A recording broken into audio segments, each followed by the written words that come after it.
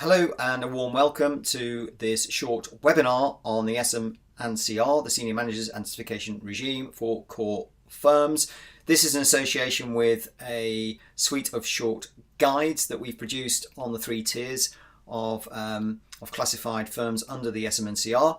They're designed really to give you practical planning points that you can apply to your business straight away to ensure that you are on track to comply with this particular regime by the 9th of December 2019.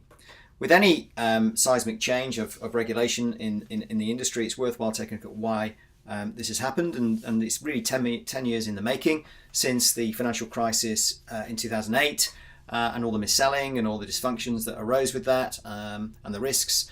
So the FCA now is very much focused on two key areas really, on competence within a business, which is knowledge, and conduct, which is all about behaviour.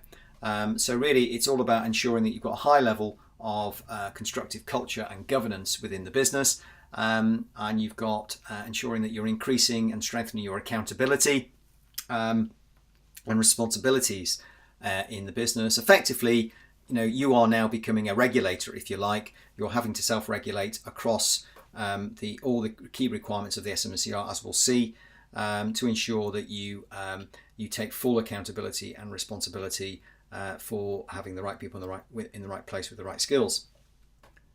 In our opinion, the SM&CR is the most personally impactful piece of regulation to hit the financial services industry in decades, and it's a move from the approved persons regime, and the new regime aims to reduce harm to consumers and strengthen market integrity by making individuals more accountable for their conduct and competence. And the FCA hopes to do this in two key areas. Firstly, encouraging a culture of staff at all levels taking a personal responsibility for their actions, and secondly, making sure firms and staff clearly understand and can demonstrate where responsibility lies. So really, as this slide shows, they're very keen, the FCA are very keen to move firms away from the blame game and into a level of high accountability. Looking at the timeline, we're now on track really to have the full SM&CR come across all regulated firms in the industry. Started out, as I say, in the making over a decade ago, but in 2015 it was announced that the SM&CR would be extended to all regulated firms. It came through into the banks in 2016, and then has moved through over time through to the to insurance firms, and now coming through into all retail investment advice firms and planning firms by December 2019. There is a firm checker on the FCA website which you can look at, and really it just focuses on why they class you in the tier that you're classed, and hopefully as a core firm you'll know where you sit and why you're sitting there, and if you don't, then it's worthwhile taking a look at this on the FCA website. So we're going to break down this regime into three distinct areas and look at what the key issues are and challenges, and then look at some practical planning points that you can apply to your business. So firstly, the senior managers regime is all about ensuring that you've got the right people and the right skills with the right roles and the right responsibilities. It's all about applying the right senior management functions and cross-referencing those against the APA regime, so ensure that they're cross-mapped across. Looking at designing statements of responsibility for each of the senior management functions, and allocating what's called prescribed responsibilities, as we'll see, to those functions as well. When we're talking about applying and mapping statements of responsibility, well, first and foremost, you need to ensure that you've got the right people in the right place. So which senior management functions apply? You've got two key areas asterisks there, which are compulsory, which is obviously compliance and money laundering. But there are more which will apply to your business depending on the size of your firm, and you need to understand who they are and start to design statements of responsibility for them and map them across. Now, there's no obligation at the moment to map all this in the sense of mapping out roles, responsibilities, and putting together organisational charts, etc. But that's all for the enhanced firms. But we would recommend it's good practice to do so. So we'd certainly recommend that you start to look at mapping out the roles and responsibilities for the senior management functions, looking at the statements responsibilities, making sure that they're all actionable, they're realistic, they're clear and concise and understood, and that they're in a standalone document which is easy to read, and it's not a job spec, it's far more granular than that, and it's kept up to date. It can be submitted to the FCA for any new applications, for example, or significant change within the business. So that's all going to be very important to place in for firms. And existing processes that you've got within the business that are working and are functional can be mapped across for the start of the new regime.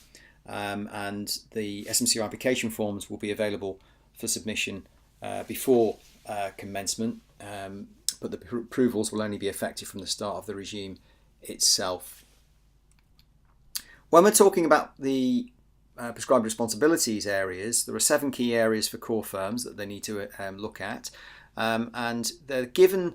The prescribed responsibilities are given to the most senior person responsible for that area, and they're normally held by one individual. They can be divided in limited circumstances, and if they are divided, then you need to have a very close handle on the handover procedures and delegation procedures that need to be clearly documented and understood, but ideally it should only be handled by one individual.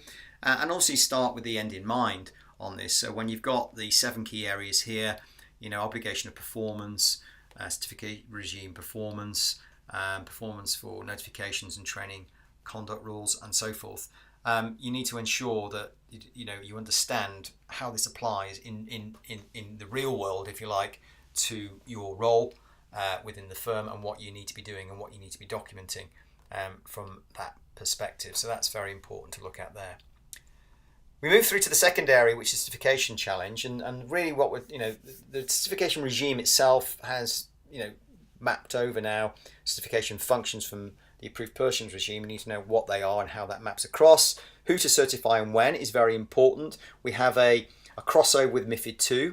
MiFID II has a classification for disclosure of charges and services, which is called information givers. And they can be paraplanners, they can be, client relationship managers, people who are intermittently dealing with clients, not on an like an ongoing basis, like an advisor or a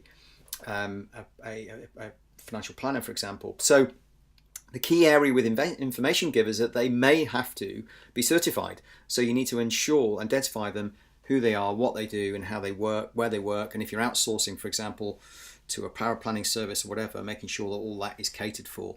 And then you've got the ongoing requirement certification. So firms are now really required to identify employees who might cause what's called significant harm to customers and markets and assess them as fit and proper. And this means that firms themselves, who are accountable and obligated to self-regulate, as we talked about, ensure that they have the right policies and procedures in place to assess this and prevent any harm occurring.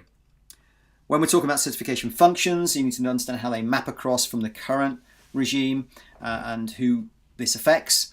You've got the fit and proper test coming into this, and you've got to record all those individuals who are certified and have a record for individuals who cannot be certified is also important. So really looking at those functions, how they map across to the current regime, and then looking at putting that, the description in place, and then ensuring everybody knows how they're certified and when they need to be recertified each year, every year. So, what we've got here is a planning point, which we're recommending that you design a certification lifecycle, broken down into 7 key areas. So firstly, know which staff require certification and ensure clear role descriptions. So again, going back to those information givers, that will come into this. And then secondly, looking at assessing fitness, fit and proper status is very important on the initial assessment process. Then looking at mirroring your annual certification process. Obviously there could be a problem there with the 9th of December start if you have an ongoing certification process which has a different start date, but you need to prorata that. Identifying and considering conduct issues, which we'll talk about in a little while. Then designing and implementing a clear training and competency plan that needs to be put into play and meet the training the T&C rules. Recording all breaches and taking reasonable steps across those breaches, which again we'll talk about in the conduct rules. And then finally but not least, you've got individuals who are leaving, whether it's for short-term reasons or long-term reasons or permanent reasons. Then you've got those reasons are documented. It could be sickness and maternity, There's a 12-week rule that you need to employ and know about. So if an individual leaves, then you've got to fill that role for 12 weeks, and you can have someone else come in to do that. But, ideally, by the end of that 12 weeks, you've got someone permanent to replace, or that individual's come back in to that role, and all the statements of responsibilities and, all the prescribed responsibilities, they're all uniform and they're all known and understood where it applies. So finally, moving through to conduct rules. This is all about fit and proper status, so recruitment selection, obtaining relevant qualifications, undergoing training, assessing right levels of competence and personal characteristics, regulatory referencing will come into this, across criminal checks as well, civil offences, and overall assessment process is very important to factor in here. And when we're talking about practical steps here, then we've got two key areas. Well, we've firstly and foremostly got the first tier, which you should be familiar with under the APA regime, which is acting with integrity, due care, skill and diligence, collaborative process with the regulators, and then due regard to customers and treating customers fairly principles, observing proper market conduct standards. And then the second tier of the senior managers conduct rules really is focused on three key areas of taking reasonable steps across business activity, complying with regulations and delegation to appropriate people. And then you've got the information to regulators is delivered appropriately and efficiently and effectively that they should reasonably expect to receive. And what we designed here for you is conduct rule, employee life cycle, because conduct rules are very much around behaviour, culture, and so it's really looking at the ongoing journey of your employees and staff within the business. So firstly and foremostly looking at recruitment, job description, reporting lines, identifying senior manager certification people, how the conduct rules apply, checking they're on the register where appropriate, on the new directory the FCA have published, and looking at any handover requirements that need to come into play there. You've then got training and competence and looking at the conduct rules and how they apply to the roles, checking attendance to any training and competence records, and all staff performing roles that are involved or connected to financial service activities need to be trained in how the rules apply to their roles. You have auxiliary staff where it won't be applicable across conduct rules and certification, for example. So that could be, receptionist staff, it could be security staff or cleaning staff or whatever. You need to identify who they are and obviously ensure that that's documented. And then assessment and appraisals, ongoing, consistent and fair appraisals, and competence is evidenced and monitored on an ongoing basis. Any role change promotion, we've kind of talked about this, but that's really focusing there on assessing any revised role change, any updates that need to be put up to the FCA on senior manager updates, statements of responsibilities need to be understood if you have any role change or promotion. Cultural impact and the approval process, and absence, planned or unexpected, moving through to that 12-week rule we've talked about, and any deputy arrangements need to be factored in. Performance of staff, well, that can be measured by personal development plans, it could be measured by diagnostics. Disciplinary processes ensure that legal procedures are in place and consequences are screened. So you've got really the senior manager allocated the conduct rule prescribed responsibility, is responsible for ensuring the firm meets the requirements around training and the reporting of any conduct breaches. So again, talking about the risk registers and breach logs that need to be put into place and documented. Absences, log the reason, whether it's maternity, sickness or anything else, and again bringing that 12-week rule and who's going to take over. And finally but not least, exit and termination. You've got the legal requirements, the consequences, handover procedures and referencing, and FCA notification processes from that perspective. Moving through finally on the conduct rules to duty of responsibility to take reasonable steps if required of breach. Well, the FCA expect senior managers to ensure business areas are controlled, that they comply with the rules at all times, and that tasks delegated are delegated to suitable and appropriate people. And the FCA will determine breaches across senior managers' statements of responsibilities, the firm's responsibilities maps. Again, you don't have to do that being a core firm, but we'd recommend you do it as good practice. Looking at firm behaviours against statements of responsibilities, for example. Looking at making sure that everything is evidenced and documented. and looking at relationships within the business to make sure that they're functional. And reasonable steps are all about clear objectives for activities, risks, limits, clarifying roles, responsibilities and decision making, who does what. Training and competence, looking at regulatory or legal obligations and steps taken when new responsibilities are taken on board. You've got risk registers and breach logs in place, so everything is documented and corrective action is taken. So it's not good enough, for example, if you receive information and you don't respond to any red flags. You need to evidence how you're receiving that information, what action is going to be taken and how it's going to be remedied. Committees and meetings are minuted and actions are agreed across any breaches, for example, and any management information is reviewed. And then going back to the start of the webinar, really, it's a delegation process to the right people in the right place and the right skills who have the right responsibilities. So when we talk about taking action, things to consider as a core firm is really do you have individuals who will perform relevant senior management functions, which prescribed responsibilities will apply, which senior managers should be allocated each prescribed responsibility. Is the prescribed responsibility clearly included in the statement of responsibilities and how are they mapped?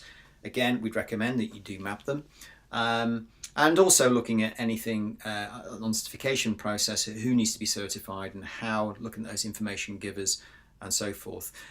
We operate a RegTech platform called Model Office, and this will allow you to assess the SM&CR against your business and your progress and how you're doing. It also covers all the rules and regulations and heat maps and provides a dashboard for you, and also tailored tasks, tiers, strategies, resources, templates that you need to apply on an ongoing basis. If you want to know more about that, then please visit the website or email us. And as mentioned, you should have received, or if not, you will be receiving our short guides around everything we've talked about today, which will give you more information about practical planning tips and points that you can apply to your business. So thank you for taking the time to review the SM&CR for core firms on this webinar.